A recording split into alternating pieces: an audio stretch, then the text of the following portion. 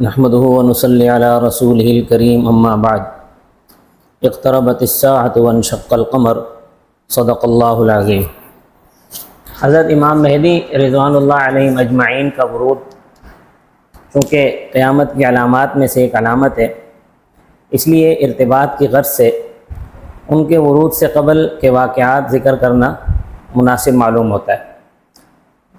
حضرت امام مہدی کے ظہور سے قبل عرب اور شام میں حضرت ابو سفیان رضی اللہ تعالیٰ عنہ کی اولاد میں سے ایک شخص پیدا ہوگا جو سادات کو قتل کرے گا، اور سید برزنجی رحمۃ اللہ علیہ فرماتے ہیں کہ یہ شخص خالد بن یزید بن ابی سفیان کی نسل سے ہوگا۔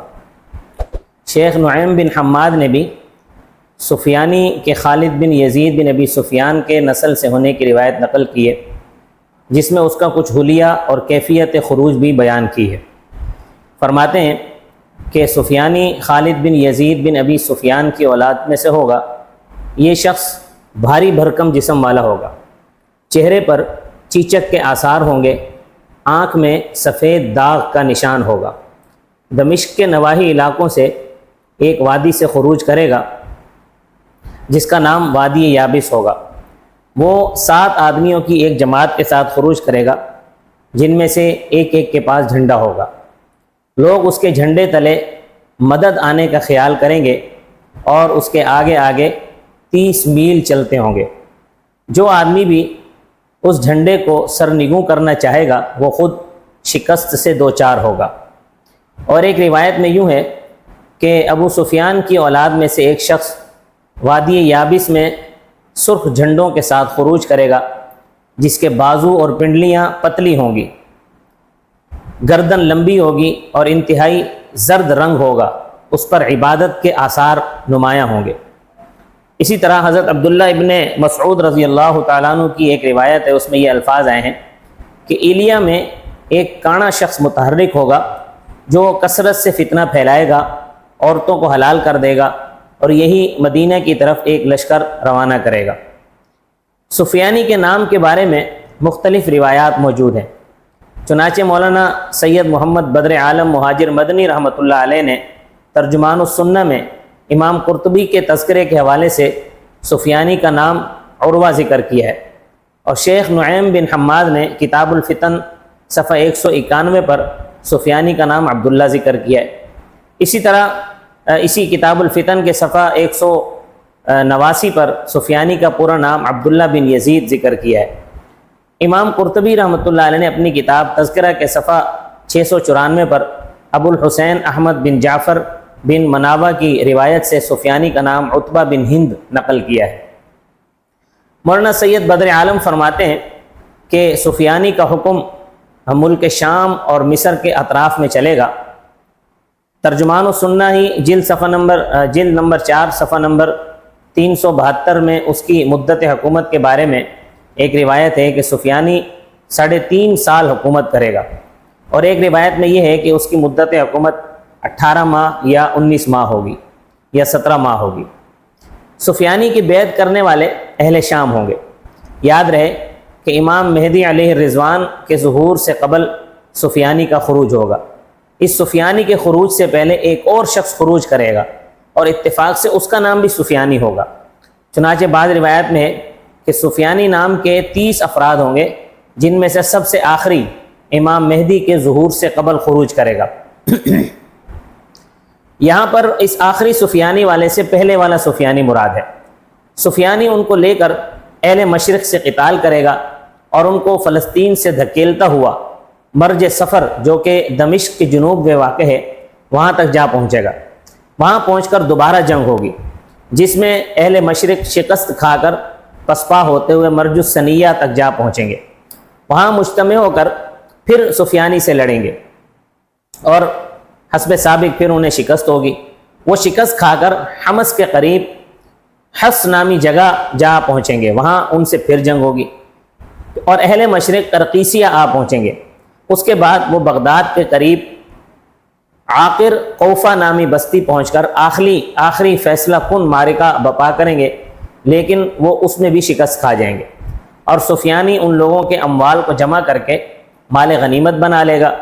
اس کے بعد سفیانی کے حلق میں ایک پھوڑا نکلے گا اور وہ صبح کے وقت کوفہ میں داخل ہو کر شام کو اپنے لشکروں سمیت واپس روانہ ہوگا، اور شام کے قریب پہنچ کر راستے میں ہی اس کی وفات ہو جائے گی۔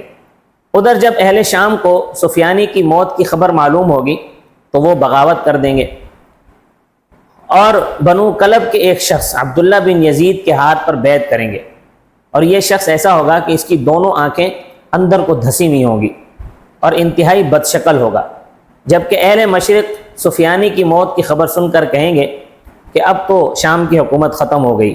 وہ نئے امیر کی اطاعت سے انکار کر کے باغی ہو جائیں گے۔ عبداللہ بن یزید سفیانی کو معلوم ہوگا کہ اہل شام تو باغی ہو گئے، تو وہ اپنے سارے لشکروں کو لے کر ان پر چڑھ دوڑے گا اور ان سے خوب قتال کرے گا، حتیٰ کہ اہل مشرق شکست کھا کر کوفہ میں داخل ہو جائیں گے۔ سفیانی ان میں سے لڑنے والوں کو قتل کر کے ان کی عورتوں اور بچوں کو قید کر لے گا اور کوفہ کو برباد کر دے گا۔ اس کے بعد حجاز کی طرف ایک لشکر روانہ کرے گا۔ سفیانی کا فتنہ اس قدر سخت ہوگا کہ ایک حدیث میں ہے، حضور صلی اللہ علیہ وسلم نے فرمایا کہ ابو سفیان کی اولاد میں سے ایک شخص اسلام میں ایسا سوراخ کھول دے گا کہ پھر اس کو بند نہیں کیا جا سکے گا۔ اسی طرح حضرت ابو عبیدہ بن جراح رضی اللہ تعالیٰ عنہ سے مروی ہے کہ حضور صلی اللہ علیہ وسلم نے فرمایا کہ اسلام کا امر یہ ٹھیک ٹھیک چلتا رہے گا، یہاں تک کہ سب سے پہلے اس کا مسئلہ بنو امیہ کا ایک شخص کرے گا۔ اسی طرح ایک روایت میں ہے کہ بنو ہاشم میں ایک شخص حکمران بن جائے گا، وہ بنو امیہ کو قتل کرے گا۔ چنانچہ بنو امیہ میں سے صرف چند افراد ہی قتل ہونے سے بچ جائیں گے۔ پھر بنو امیہ کا ایک شخص سفیانی نکلے گا، وہ بنو ہاشم کے آدمیوں کے بدلے میں ان کے بدلے میں یعنی بنو امیہ کے بدلے میں 2 کو قتل کرے گا، ایک آدمی کے بدلے میں 2 کو قتل کرے گا جن کو بنو ہاشم نے قتل کیا ہوگا، یعنی ایک آدمی کے بدلے میں 2 قتل کرے گا، یہاں تک کہ بنو ہاشم کے اتنے لوگ قتل ہو جائیں گے کہ صرف عورتیں رہ جائیں گی۔ اس کے بعد امام مہدی کا ظہور ہو جائے گا۔ اسی طرح ایک روایت میں ہے کہ سفیانی اس حال میں خروج کرے گا کہ اس کے پاس بانس کی 3 لکڑیاں ہوں گی، اور وہ جس کو بھی ان لکڑیوں سے مارے گا وہ مر جائے گا۔ ایک روایت میں خروج سفیانی کی کیفیت یوں بیان کی گئی ہے کہ سفیانی کو ایک خواب دکھایا جائے گا اور اس سے کہا جائے گا اٹھ کر خروج کرو، تو وہ اس ارادے سے اٹھ کر جب اٹھے گا تو اس کے ساتھ دینے والا کوئی بھی نہیں ہوگا، اس کی موافقت میں کسی کو نہ پائے گا، اپنی موافقت میں وہ پھر خروج نہیں کرے گا۔ پھر دوبارہ وہ جب سوئے گا پھر اس کو خواب آئے گا، اس کو کہا جائے گا اٹھو خروج کرو، لیکن وہ جب باہر نکلے گا تو اسے پھر بھی اپنی موافقت میں کوئی نظر نہیں آئے گا۔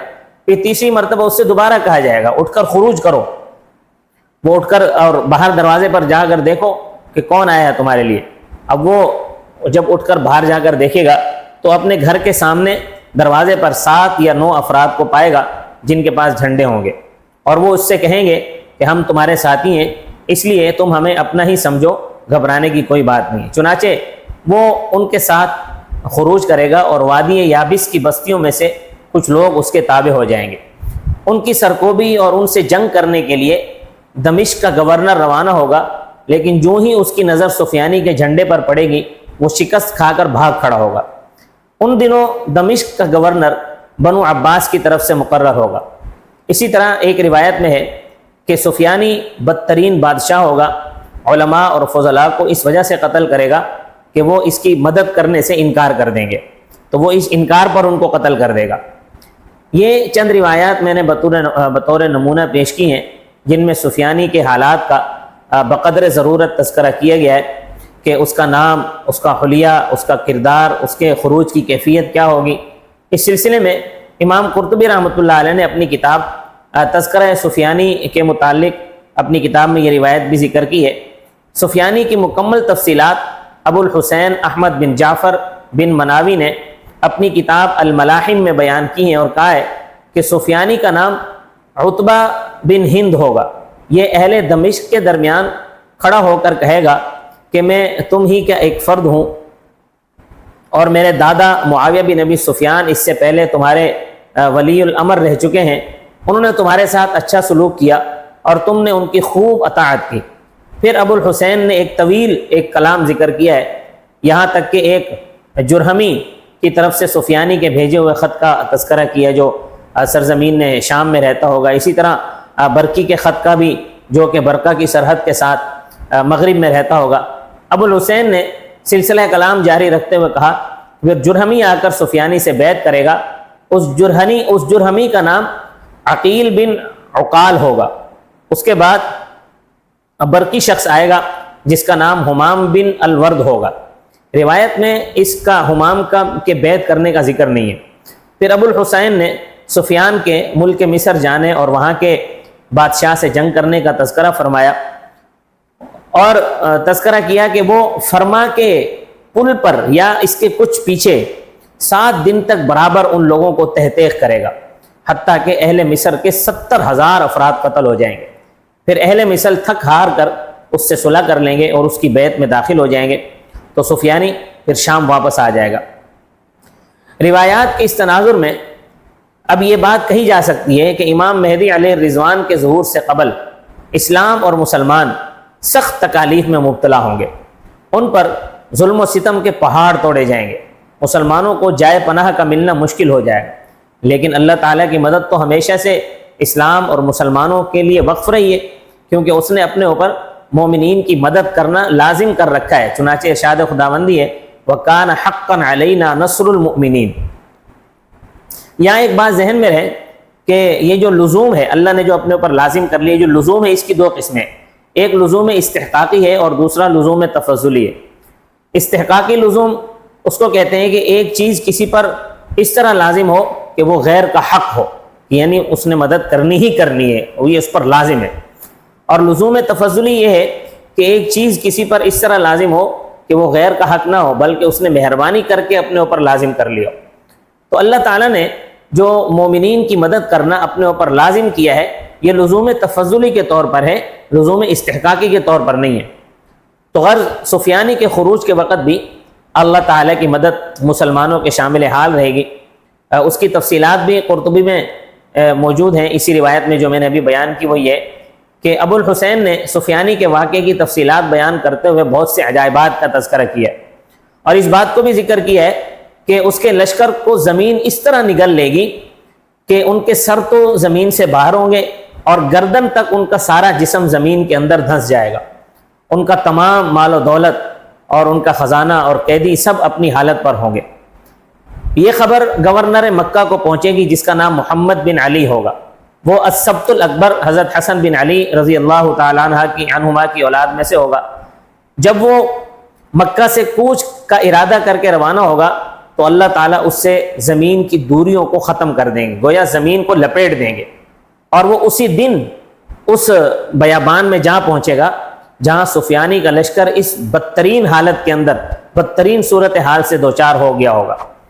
چنانچہ محمد بن علی اور ان کے ساتھی اللہ تعالیٰ کی حمد و ثنا کریں گے اور تسبیح و تحمید کے ساتھ اللہ تعالیٰ سے تمام عافیت اور نعمت کا سوال کریں گے۔ اخیر زمانے میں اختلافات کی کثرت ہوگی، قیامت قریب آ چکی ہوگی، سفیانی کا خروج ہو چکا ہوگا، جس کی علامت یہ ہوگی کہ بقول محمد بن حنفیہ اختلاف کے وقت شام میں 3 جھنڈے بلند کیے جائیں گے۔ ایک جھنڈا بقا نامی شخص کا ہوگا اور دوسرا جھنڈا اصحب نامی شخص کا ہوگا اور تیسرا جھنڈا سفیانی کا ہوگا۔ ایک روایت میں ہے کہ ان تینوں میں سے سفیانی کا جھنڈا یعنی سفیانی خود غالب آ جائے گا۔ چنانچہ مروی ہے کہ جب لوگوں میں اختلافات بڑھ جائیں گے تو کچھ وقت گزرنے کے بعد مصر میں بقا نامی ایک شخص ظاہر ہوگا، وہ لوگوں کو قتل کرتے ہوئے ارم تک جا پہنچے گا، پھر اس پر ایک بدشکل شخص حملہ کرے گا، چنانچہ ان دونوں کے درمیان سخت جنگ ہوگی۔ اسی اثناء میں ملعون سفیانی کا ظہور ہو جائے گا، وہ ان دونوں پر غالب آ جائے گا۔ ایک روایت میں ہے کہ سفیانی مصر جا کر 4 ماہ قیام کرے گا اور مصر میں قتل و غارت گری کا بازار گرم کرے گا، لوگوں کو قیدی بنا لے گا۔ علامہ ابن حجر مکی رحمۃ اللہ علیہ نے اپنی کتاب القول المختصر فی علامات المہدی المنتظر میں خروج سفیانی کی تفصیلات کا ایک نہایت اچھا اور جامع خلاصہ تحریر فرمایا ہے۔ اس کا ترجمہ میں سنا دیتا ہوں۔ امام مہدی کے ظہور سے پہلے 360 سواروں کے ساتھ سفیان کا خروج ہوگا، سفیانی کا خروج ہوگا۔ اس کے بعد اس کے ننیال بنو کلب کے 30,000 افراد اس کے متبع ہو جائیں گے، اور وہ عراق پر حملہ کے لیے اپنے لشکر کو روانہ کرے گا، جو مقام زورا، یہ ایک مشرقی شہر ہے، اس میں قتل و غارت گری کا بازار گرم کر دے گا۔ پھر اس کے لشکری کوفہ پر حملہ کر کے اس کو لوٹ لیں گے۔ ادھر تو یہ ہو رہا ہوگا، اور ادھر یعنی مشرق کی طرف سے ایک جھنڈا ظاہر ہوگا جس کی قیادت بنو تمیم کے شعیب بن صالح نامی ایک شخص کے ہاتھ میں ہوگی۔ وہ قیدی کوفیوں کو آزاد کرائے گا اور سفیانی کے لشکریوں سے جنگ کرے گا۔ اسی طرح سفیانی اپنے ایک دوسرا لشکر مدینہ منورہ کی طرف بھیجے گا، وہاں بھی اس کے لشکری 3 دن تک لوٹ مار کرتے رہیں گے۔ پھر وہ مکہ مکرمہ کی طرف روانہ ہو جائیں گے، اور جب بیدا نامی جگہ پہنچیں گے تو وہاں حضرت جبرائیل علیہ السلام کو اللہ تعالیٰ حکم دیں گے کہ وہ اپنا پاؤں اس زمین پر ماریں گے، جس کی وجہ سے اس کا سفیانی کا پورا لشکر زمین میں دھنس جائے گا۔ صرف 2 آدمی بچیں گے، وہ دونوں آ کر سفیانی کو اس ہولناک واقعے کی خبر دیں گے، لیکن اس پر کوئی اثر نہیں ہوگا۔ پھر وہ بادشاہ روم کے پاس پیغام بھیجے گا کہ میرے پاس ان دونوں سواروں کو بھیج دو جو قسطنطنیہ بھاگ گئے ہیں۔ تو بادشاہ روم ان دونوں کو واپس بھیج دے گا، تو وہ جرم فرار کی سزا میں دمشق کے دروازے پر ان دونوں کی گردنیں کاٹ دے گا۔ جامع مسجد دمشق میں وہ بیٹھے گا، اور اس کے محراب میں، جامع مسجد دمشق کے محراب میں بیٹھے گا، اپنی ران پر ایک عورت کو بٹھائے گا، اور اس حرکت پر جو ناپسندیدگی کا اظہار کرے گا اس کو بھی قتل کر دے گا۔ اس وقت آسمان سے یہ آواز آئے گی کہ اے لوگو، اللہ تعالیٰ نے تم سے ظالموں، منافقوں اور ان کے ہم نواؤں کو دور کر کے تم پر امت محمد کے ایک بہترین فرد کو امیر بنایا ہے، چنانچہ تم اس سے مکہ میں جا کر ملو، وہ مہدی ہیں، ان کا نام احمد بن عبداللہ ہے۔ اس موقع پر یہ بات ذہن نشین رہے کہ اگرچہ محدثانہ انداز سے روایات ظہور مہدی، خروج سفیانی پر بحث کرنا یہ موضوع سخن نہیں ہے، لیکن یہ بات واضح کر دینا ضروری ہے کہ امام مہدی کا ظہور اور خروج سفیانی وغیرہ یہ صرف صحیح روایات سے ثابت نہیں ہے، بلکہ ان میں صحیح، حسن اور ضعیف وغیرہ تمام روایات شامل ہیں، بلکہ ساتھ ساتھ اس میں موضوع روایات بھی موجود ہیں۔ البتہ ان روایات کا مضمون اور ظہور مہدی ایک ایسی حقیقت ہے کہ جس کا انکار نہیں کیا جا سکتا، جیسا کہ ظہور مہدی کے متعلق عقیدے کی بحث میں اب میں نے تفصیل کے ساتھ یہ بات بیان کر دی ہے۔ امام مہدی رضوان اللہ علیہم اجمعین کے متعلق کچھ اور نکات بھی ذہن میں رکھنا ضروری ہیں۔ نمبر ایک یہ ہے کہ امام مہدی کے ظاہر ہونے پر ہمارے عقائد میں کوئی تبدیلی نہیں ہوگی، اور امام مہدی اپنے ظہور کے بعد ہمارے عقائد میں سے کسی عقیدے کی تبدیلی کا تقاضا بھی نہیں کریں گے۔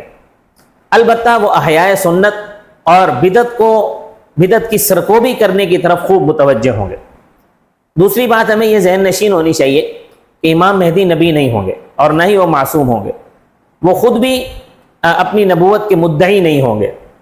اور تیسری بات یہ ذہن میں رہنی چاہیے کہ ظہور مہدی کے وقت امام مہدی کو ماننا، ان کی بیعت کرنا، ان کی معاونت کرنا قرآن و سنت کی پیروی کی مخالفت نہیں ہوگی، بلکہ بالکل قرآن و سنت کے مطابق ہوگا۔ اور چوتھی بات یہ ذہن میں رہے کہ امام مہدی اپنے وقت موعود پر پیدا ہوں گے، عام معمول کے مطابق ان کی نشو و نما اور دینی ماحول کی ان کی تربیت ہوگی۔ جس وقت اللہ کو منظور ہوگا اس وقت اللہ ان کے اندر ایسی وہبی صلاحیتیں ان میں ودیعت فرما دیں گے کہ وہ لوگوں کی قیادت کر سکیں، پھر وہ امام مہدی کے عنوان سے ان کا ظہور ہوگا۔ یہ امام مہدی کے ظہور سے قبل کا کچھ اہم واقعہ تھا جو کہ خروج سفیانی کے متعلق ہے۔ امام مہدی علیہ الرضوان کی ترتیب زمانی جو کہ واقعات کے تناظر میں ہے، وہ انشاءاللہ تفصیل کے ساتھ اگلے دروس میں بیان ہوگی۔ اللہ تبارک و تعالی ہم سب کو قرب قیامت کے فتنوں سے محفوظ فرمائے۔ وما علینا الا البلاغ المبین۔